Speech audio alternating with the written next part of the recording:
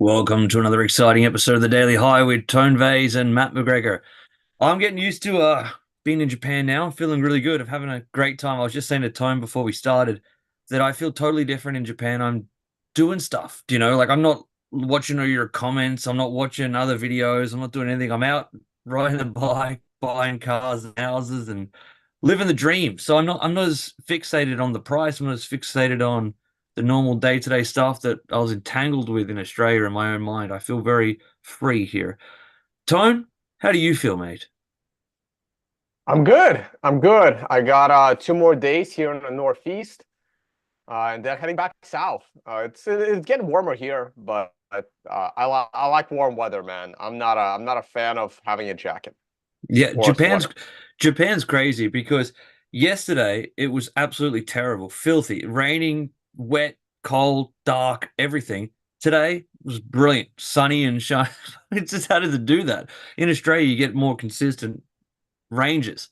But anyway, let's get in the charts. I'll go first because I'm going to be short and sharp.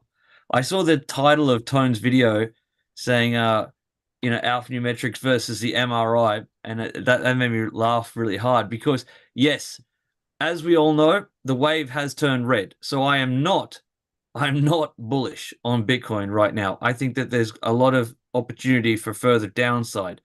I think that this is a great time to stop trading or to go to a greater time frame and look for 3-day green diamonds, weekly green diamonds, daily green diamonds, something greater to plant a flag in the ground for the next 2 years.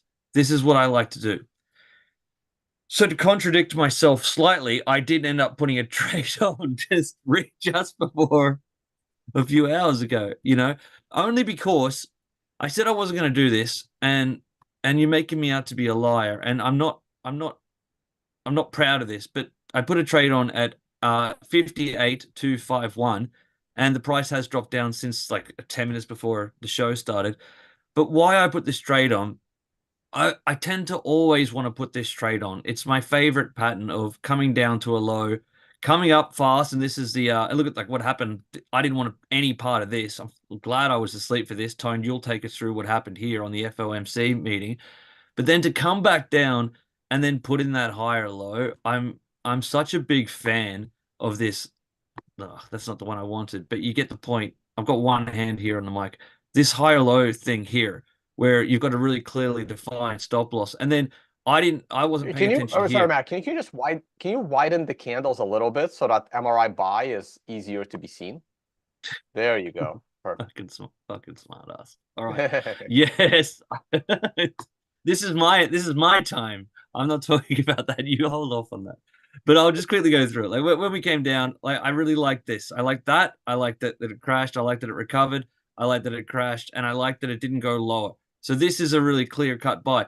And then when the MRI green star came in, I was like, yeah, I'm having a piece of that. But like, look, it's not in good profit right now, right? So I'm not holding strong on this position. I'm not letting it go into a loss.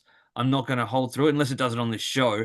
I'm not letting this go all the way down and just sticking it. This is not where I'm planting my flag in the ground. It is just hopefully a swing trade, but it possibly a scalp trade, possibly another bloody break even trade. I don't know. But that's us on the 4 hour time frame. There's nothing else to say for me on the daily and higher time frames. It is except for there's a daily 9. But Tone, you go through that as well. Tone's got more to say than me. I believe that Tone might think a bit more bullish than I do. I'm just cautious right now. I need to wait. I need to see. I know this sounds contradictory because I'm in a trade, but I'm not in a trade as big as I could be in a trade. So let me put it that way. I'm modestly in a trade. If I want to see something further, my first step, I'm going to go through it again. Green diamond on the daily, green diamond on the 3-day, green diamond on the weekly. That's all I can say. Or a Oh, wait, recovery. uh, before you Yeah, turn off screen share, I have questions yeah. for you, but go ahead. Go ahead, mate. I'm done. I'm wrapped.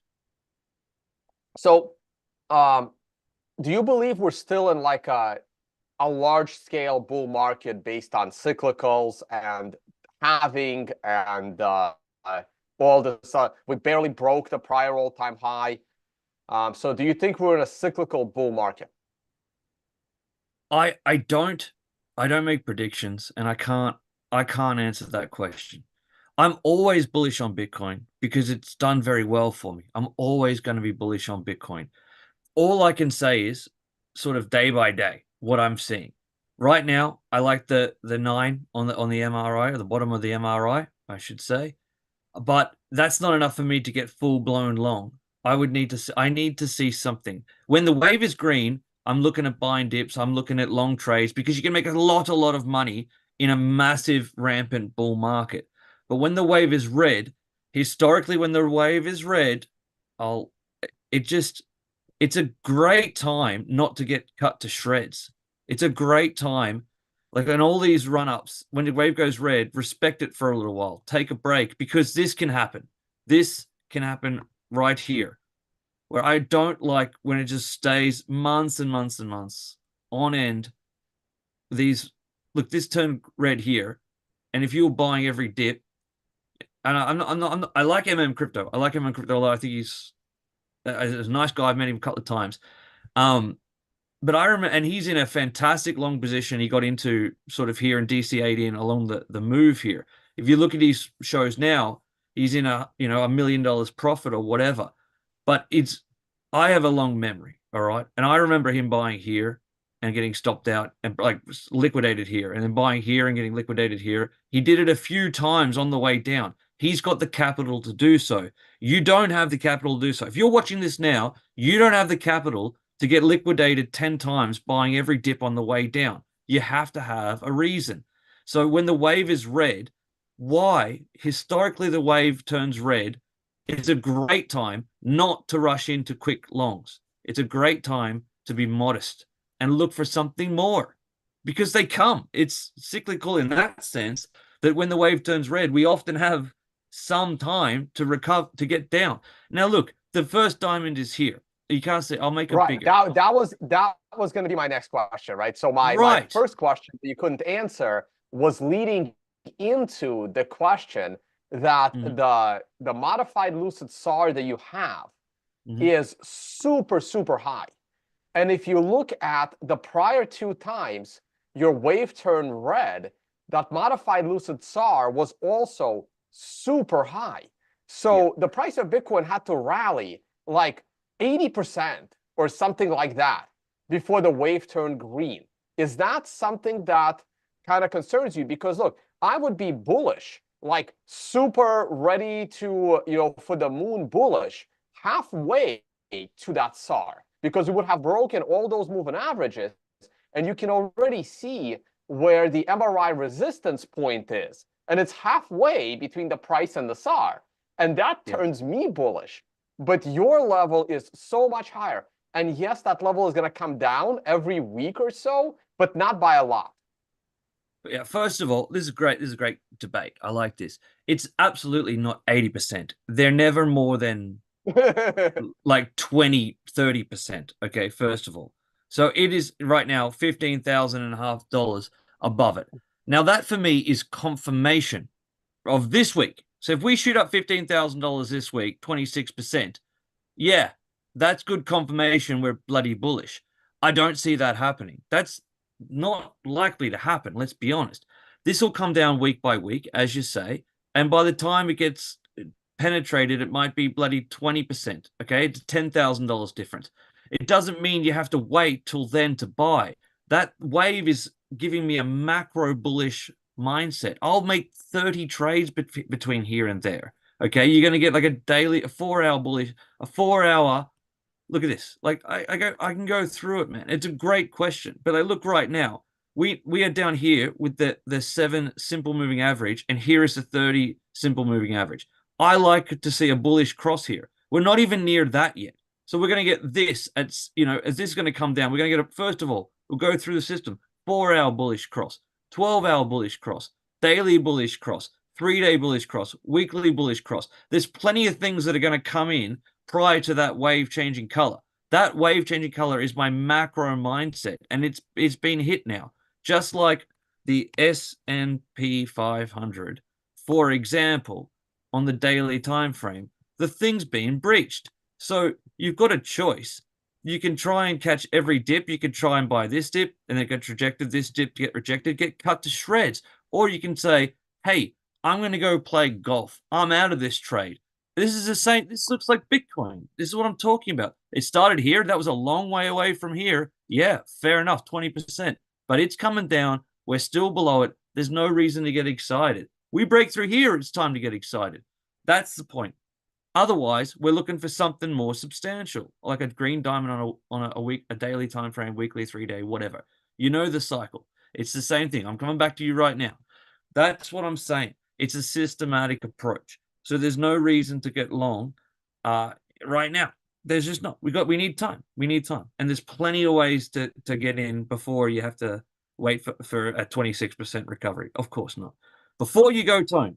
Before you go, Tone. Please give me the screen share, my lord. Oh, that's right. You know the bloody routine by now. We're 4 months into the show. Please like and subscribe, share it with your friends. I'm in a good mood tonight. Please use the Discord group. Our affiliate program in the Discord group is on fire. We had the best month we've ever had with signups and with the community growing. It's fantastic. Even though Bangbox is turned off right now because the wave is red, get in there and get talking to some really learned people and some great community.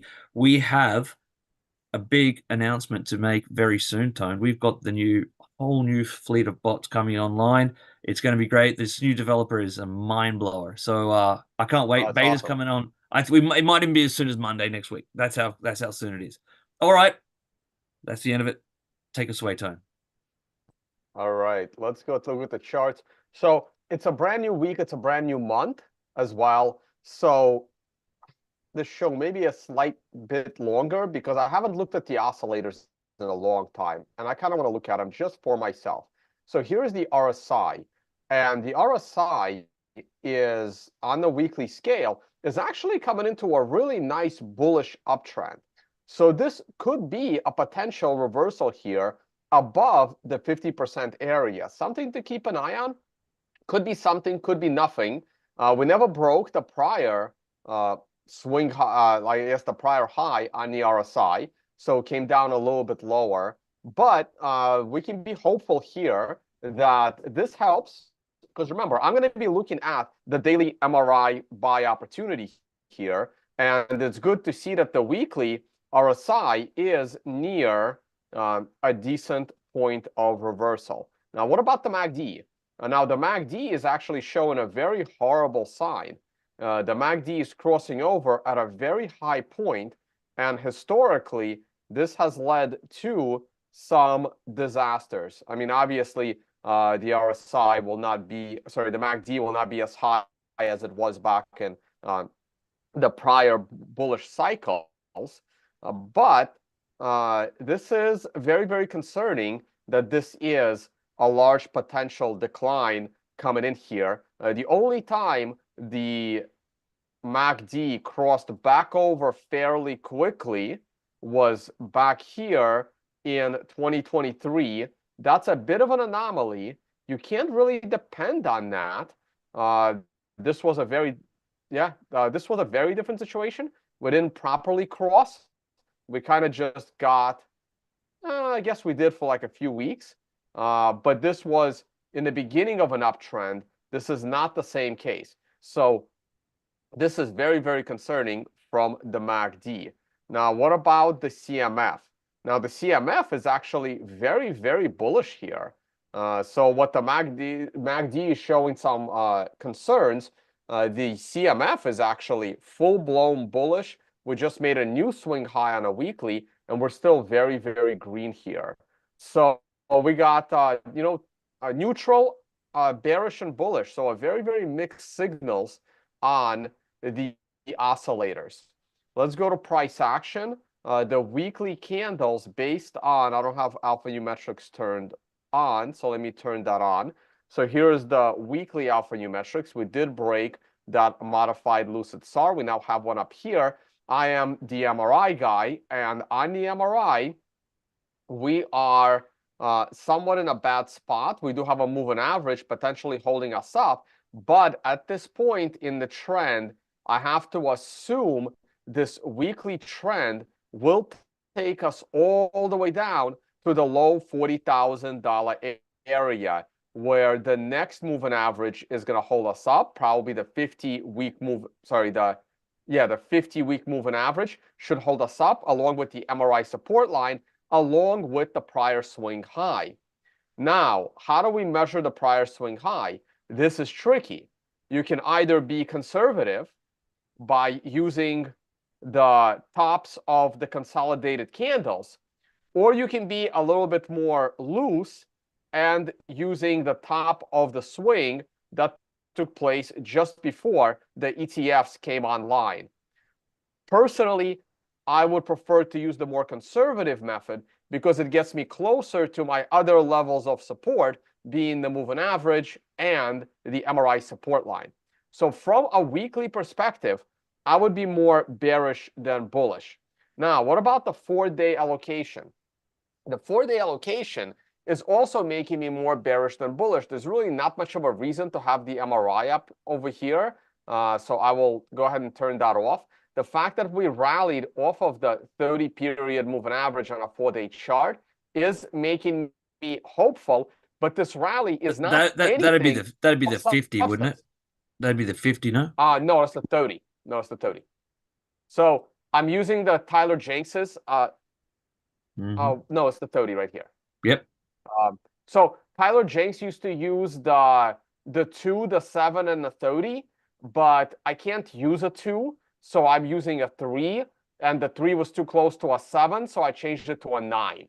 So I slightly modified Tyler Jenks's 2, 7, and 30 into a 3, 9, and 30 on the 4-day chart.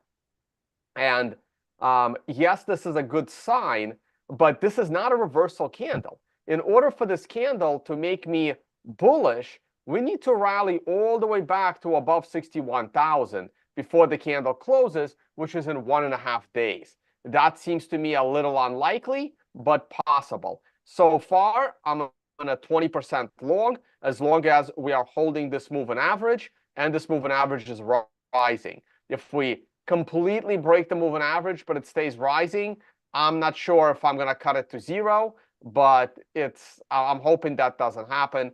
But I would say the 4-day chart is definitely more bearish than bullish, but less so versus the weekly chart. Let's go through the oscillators first on the daily chart. The BitMEX funding rate, which I still like to use, is now back in this consolidated area, favoring the bulls. That's a good sign. We spent some time rallying, favoring the bears. Eventually, it flipped over. And that's something I like to see. That's good for the bulls. Now, the RSI has broken this uptrend the similar one to the weekly. And I guess I would really like to see the RSI reset into an oversold territory. However, in order for the RSI to reset into oversold territory, it would break the MRI reversal that is taking place today. So unfortunately, we didn't fall fast enough into the MRI low, and therefore I don't really want to see the RSI reset, because then it gives me a contradiction and doesn't allow me to enter a good bullish trade based on the MRI. So keeping an eye on this. I'm hoping that it did go lower than the prior low. Didn't really get us into an oversold. Unfortunate, but just something to keep an eye on. I would say the RSI right now is bearish. The MACD is in a full-blown don't hold any bullish trade mode. The MACD crossed over, showing you signs of trouble on March 15th. Clearly a very good sign on the MACD. It has tried to cross over a few times, failed all 3 times. It is way below 0. It is in a full-blown bearish territory. The MACD is actually lower than it's been for a very, very long time.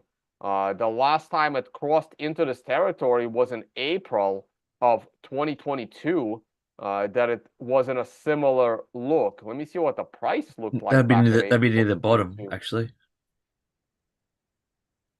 Jeez. That'll be down there. Here. Yep. I put it here. Well, this is the problem, right? It wasn't anywhere near the bottom. It was at 29,000 with still a 50% drop in Bitcoin still left to go. That is a very concerning similarity for the MACD. Very, very concerning. So keep that in mind. I guess the good news is that this is taking place so much higher in the price area that at least a 50% fall from here will still keep you, near that $30,000 range, not all the way down in the $15,000 range. But the MACD looks like a complete and utter disaster. Now, the CMF, on the other hand, still looks very, very good. It does not look disastrous. Yes, it's lower than it's been a week or two ago, or I'd say probably actually a few months ago. But we did rally off of these lows, right? Off of April of this year. So let me zoom in on this a little bit. We're still rallying nicely off of April. Let me see what that looked like. So you can see that the CMF was in way bigger danger territory back here, potentially calling for some trouble. I really like the CMF. The CMF shows you trouble under the hood. So if you look at, if I zoom this in a little bit, I know it's hard to see. I'm going to zoom in on both. I don't want to really delete the rest. But if we look at when the CMF started showing you some trouble, this little drops is not a big deal. So to me, the CMF really took a turn was when the CMF broke this consolidated support line right here. That's when the CMF is telling you that shit is hitting the fan. That took place in March, in the middle of March. So if I zoom in, now it should be a little bit cleaner. Let's look at the middle of March. So right here, in this consolidation, it's showing you that there is trouble. Now, we rallied back to the all-time highs. But as you can see, as we're rallying to the all-time highs each and every time, the CMF is really, really bad. And right here, the last time we're rallying to the all-time high was the first week of April. And if we go back to the CMF and we look at the first week of April, we're rallying back to the all-time high for the third time. And the CMF is now in the red, showing you that there's major problems under the hood. Everything, of course, is hindsight. I don't know why I wasn't paying attention at all to this at the time. Matt, you got to keep an eye on me and tell me to keep an eye on the CMF more often. What a huge red flag this was in hindsight. But now this is showing me the opposite, right? Now we've continued to go lower since April, but the CMF has been going slightly and slightly higher. Now, the CMF did peak on April 22nd right here. And here's the good news. If we rally back to a similar high that we were that April right here at this $65,000 area, and the CMF becomes more green than it was here, that means the price would be extra bullish, kind of the opposite, that it was extra bullish, extra bearish each time it rallied. Now if it rallies with a higher CMF, it becomes extra bullish. So the CMF is actually showing some very, very good signs of life. And right here, this is the kicker for me. Yes, it would have been nice to touch the 128-day daily moving average. We just missed it, just like we just missed the RSI going into oversold. This is a reversal candle on the MRI. Would have been better if this reversal candle took place marking the low, but marking the low the candle before is almost as clean as marking the low on the candle itself. I will be bullish here on this candle. I am not adding to my position, mostly because it is set to a 4-day time frame. I would be perfectly okay with people speculating to buy this dip right here today or yesterday, and I'll briefly go through the short-term chart. And for now, the first area of the target is, and I hate setting targets, but it's back in the $62,500 area, back testing the prior support, back testing the short-term moving average.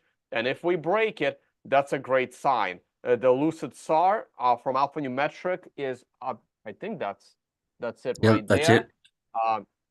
The little dot right there at $74,000. I will become crazy bullish the moment we break the MRI resistance area at 67,000. Because if we break 67, we've also broken all the moving averages, and they're all probably going to be rising unless it happens next week.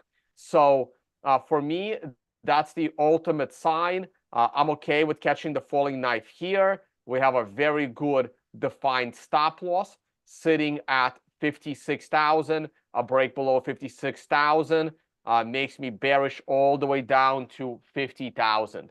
So I think there is a slightly greater than, well, I'm giving this about a 60-65% chance that we rally back to 62, and maybe a 52% chance that the low is in, so slightly above average.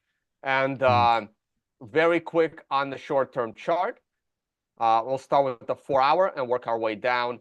On the 4-hour, there was a beautiful 4-hour reversal that took place during the Jerome Powell's speech of the interest rates. I was following that and live streaming into the top, but then I turned off my stream, and right after I turned off my stream, it all collapsed. Now, in reality, this is a very shitty candle, but in hindsight, it did mark the low. This is a clean low.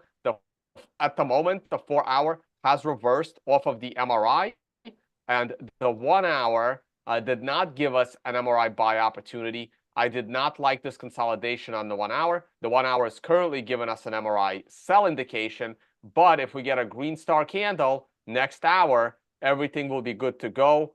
I think that once the hourly, well, you have a resistance in the hourly as well, right here at 62. So everything is looking fairly clean here. And yeah, right now for the next 24 to 48 hours, I am bullish.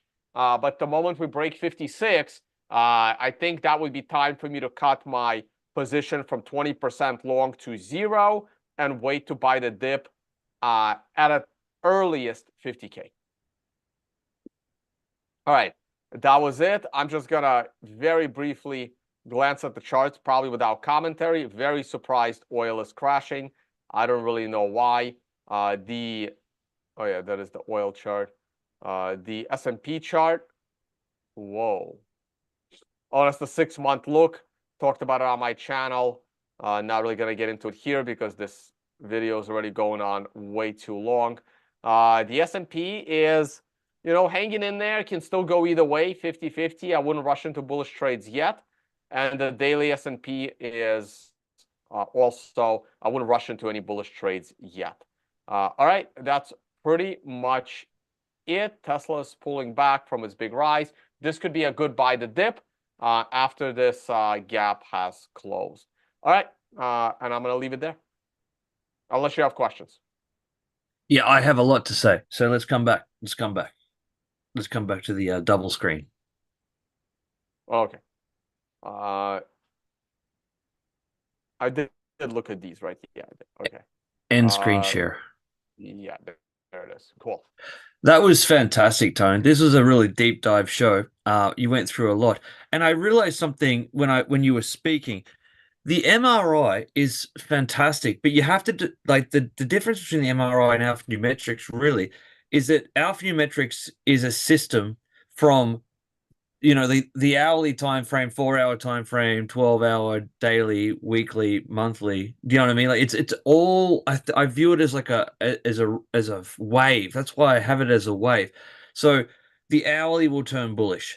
You know, the 4-hour turn bullish, the 12-hour, the daily, the 3-day, the weekly, they're all going in. Right. In AlphanumetriX is more like in sync with all time frames. And the MRI is more independent in each time frames. But because the MRI is more independent in each time frames, yes, it's harder for the time frames to line up. But when they line up, it's super powerful.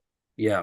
Yeah, great. That's where I was getting to. So with the MRI, you really need to define what kind of trade you're doing, whether it's a scalp trade on an hourly or a 15-minute or whatever, or like if a swing trade or a big position trade. You got to sort of define what time frame you're using, because you'll get in your head if you start to look at like, well, the 4 hours on a top, but the daily's on a green star and all this sort of different things. pick your time frame because they're all relevant. It all moves in the same way, but you make sure that you're not, crossing over your methodologies there. Define what kind of trade you're doing. Where alpha, I like to look at it. It's like, yeah, right now it's bearish across the board, with nothing to look forward to.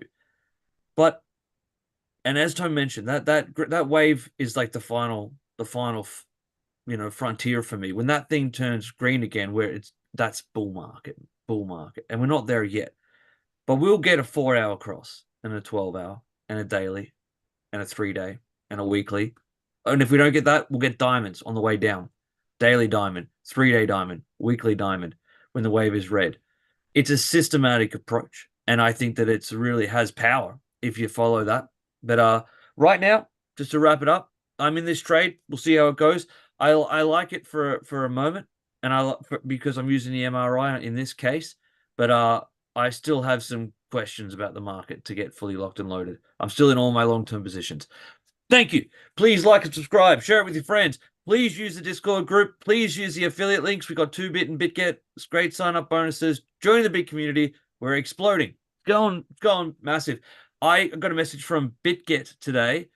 I filmed a commercial for BitGet in Vietnam late last year in November or December or something like that. They flew me to Vietnam. BitGet flew me to Vietnam for 2 weeks, and we filmed this great big commercial for their big promo.